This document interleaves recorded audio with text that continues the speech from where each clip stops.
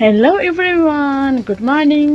आजको यो शुभ बिहानीमा अनि गुड फ्राइडेको साथमा तपाईँको अगाडि मैले एउटा सानो ब्लग रेडी गरिरहेको छु। आज चाहिँ यहाँ गुड फ्राइडेको दिन सबै पब्लिक होलिडे हुन्छ अनि म चाहिँ के को तर्खरमा जाँदैछु भने चर्चको लागि चाहिँ जाँदैछु। हाम्रो चर्च त मण्डली त छैन मालदिप्समा, तर त्यही पनि हामी पार्किङहरूमा हामी 4-5 जना चाहिँ भेला भएर सेवाकाईहरू गर्ने भनेर चाहिँ सबैजना उताबाट दाजुहरू दाइहरू आउँदै हुनुहुन्छ।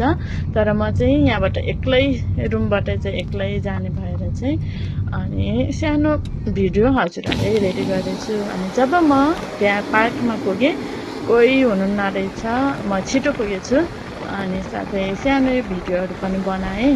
अनि यो चाहिँ सुनामी पार्कमा हो।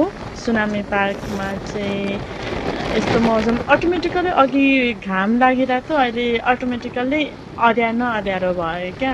अनि शैतानले बाधा अर्चन त लिएर आउँछ भन्थ्यो हो नै क्या। अनि हेर्नु न कस्तो हावाहरू आएर चाहिँ यो चाहिँ सुनामी पार्क हो है।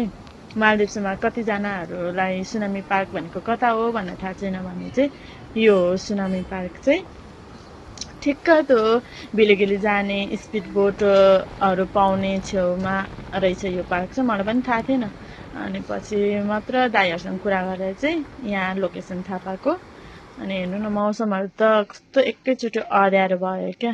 हामीले यहाँ सेवाकाईहरू गऱ्यौँ, पानीहरू एक्कासी पानीहरू परेर चाहिँ हावाहुरी सुनामीहरू भएर सुनामी जस्तो मौसम त भइरहेको थियो। मान्छेलाई हावाले मान्छेलाई छेडिदिने भइरहेको थियो, म मोटीलाई त।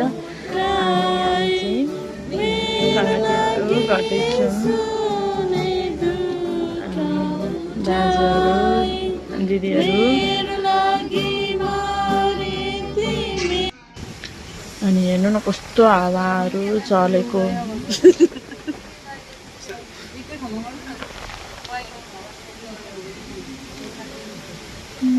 हेर्नु न आमामा कस्तो हावाहरू चलेको नि।